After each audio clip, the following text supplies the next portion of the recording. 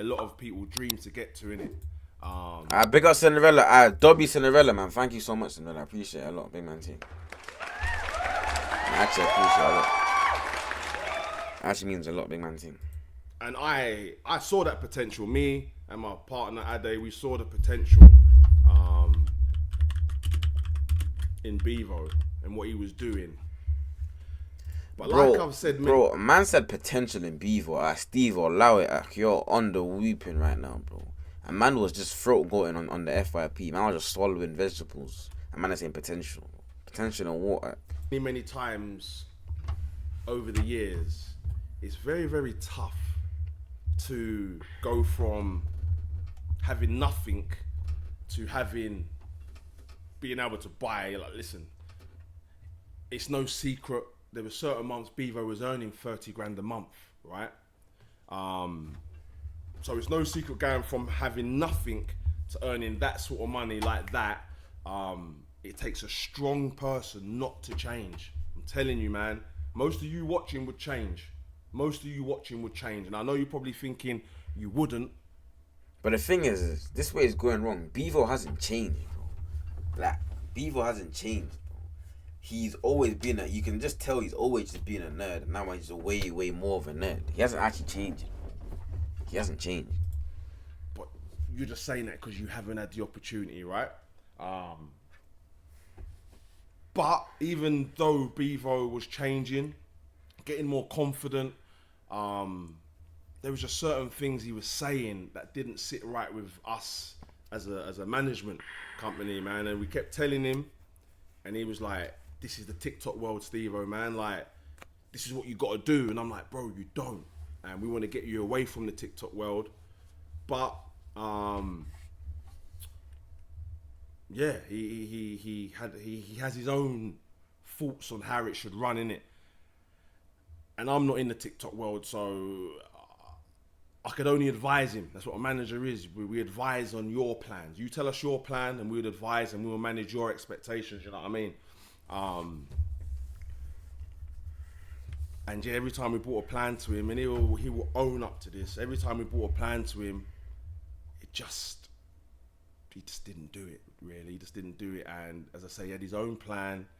He had his own way of doing content, and it's what he knew. But I kept trying to tell him, this isn't what got you here. You beefing HS, you beefing Ed, you beefing whoever is not what got you to where you are. That's what I'm saying. You know the problem is, chat. You know? You know the problem is, chat, yeah. You see the whole content creator, like, stratosphere, ecosystem, whatever you want to call it, the whole content creator scene, yeah. TikTok just fucked everything up. And the whole dynamics between content creators, yeah, is ruined because of TikTok now. You see on TikTok, you can actually grab your phone, yeah, and do or say anything. It don't matter what you're doing or saying, yeah. But if you find a way to make that video get, let's say, 1 million views, bro, then all of a sudden you're a content creator now. That's it. Like, literally, do you know how much TikTokers, yeah, just posted a random video, not even thinking about it, yeah, and all of a sudden, and cause the video blew up, yeah, now they just tell themselves that, right, I just have to keep posting, and then now they're content creator, and that's the problem. Like, a lot of people, they ain't got a plan for themselves. They ain't got like an actual passion for this. They ain't got like a purpose, bro. They ain't got none of those 3Ps. They just want to make content. They literally just spam TikTok. And for me, it's kind of like, imagine a rapper, yeah, that's never even been to studio. He's never done a show. He ain't even got a song like on Spotify, YouTube. He just got a bare Instagram freestyle, bare TikTok freestyles. Like every day you got a freestyle on TikTok, but you've never been to a studio and actually laid down a verse and actually done ad libs and been with a proper engineer. You've never actually put a song on Spotify and done like a marketing campaign. You never done a music video for a YouTube song. You're just in your car rapping on TikTok every single day. Like, that's the equivalent for content creators. Like I just can't take a lot of these guys seriously, bro. Man is out twerking on TikTok, just doing whatever it takes to get views overnight, and it's like, bro, like, I don't know, man. I just feel like TikTok is a blessing for a lot of content creators. Like, even me, I'll be a hypocrite. I'd be a hypocrite to completely rub out TikTok because, bro, like, I can say like a large percentage of people that know me, like, see my face and know me, they know me from seeing me on the FYP, bro. Man's not a TikToker though. It's just clips on TikTok of me that I've got numbers, got traction in it. But like I was saying anyways though, bro, TikTok ruined the content creating market. Because even, I feel like people are giving too much credit to people like Beavo, bro. Like I said, I found my man mad funny, bro. But that's it. It's like, he was funny because of he wasn't chewing food. That's it.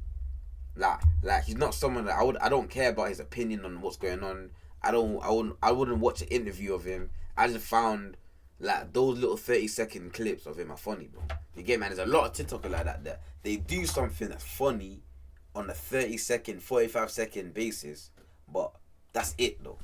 That's literally it. Like, that don't make you a content creator. It just means that you just had a moment. You know what I'm trying to say? Man, I've got to like start separating like man that actually content creators from guys that just had a moment, bro. You know what I'm trying to say? Because there's a lot. Think how much bro. Since I've probably been on TikTok like 2 years now, yeah. Bro, like the amount of man, yeah, that have blown up and been mad famous for like 2 weeks or like a month and then just disappeared. Like, you know, I don't even want to diss people, but I'm not even dissing no one, yeah. Like, it's not no diss, but like, for example, like, even though I like him, yeah, someone like Mizzy, for example, even though I like this guy as well, someone like J Biz, for example, like, bro, and like Beavo's the same, like it's like, bro, man, are just going viral overnight and then disappearing. Then there's the next guy going viral overnight and then disappearing. It's like, bro, like, I feel like but my thing is like, what do you I don't really get what you expect these guys to do, bro.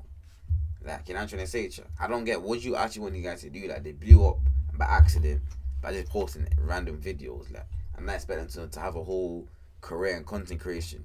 Yeah, you get me, Chuck? It's just like, I don't know, man. You need to understand, some of these men just have a moment and just move on, bro. Literally, bro.